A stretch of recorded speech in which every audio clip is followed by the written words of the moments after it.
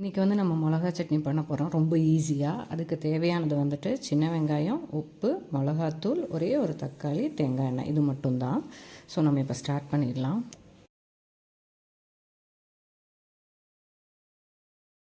இப்போ வந்து pan heat ஆகிடுச்சு. நம்ம சின்ன வெங்காயத்தை ஆட் பண்ணிக்கலாம். இது நல்லா வணங்கட்டும்.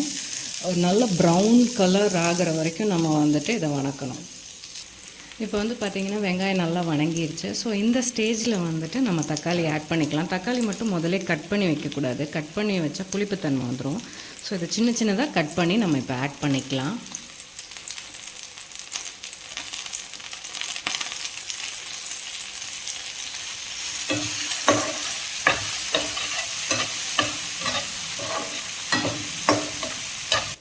இப்போ வந்துட்டு நம்ம தேவையான அளவு உப்பு போட்டுக்கலாம். அப்புறமா வந்துட்டு மிளகாத்தூள் போடும்போது மட்டும் ஸ்லோ ஃபயரில் வச்சுருங்க.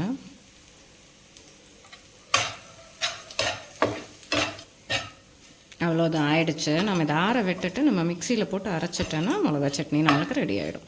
ஒரு அளவுக்கு அரைச்சா போதும், ரொம்ப நைஸாக நம்ம அரைக்க வேண்டாம்.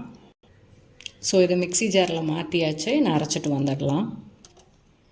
ஸோ இந்த பதத்துக்கு நம்ம இப்போ வந்துட்டு அரைச்சிட்டு வந்துட்டோம். ஸோ இதில் தேங்காய் எண்ணெய் ஊற்றிட்டோன்னா அவ்வளோதான், முடிஞ்சது. அவ்வளோதான், பர்ஃபெக்டாக நம்மளுக்கு இப்போ மிளகா சட்னி ரெடி ஆயிடுச்சு. வந்து இட்லி தோசைக்கு ஒரு நல்ல காம்பினேஷன் உங்களுக்கு.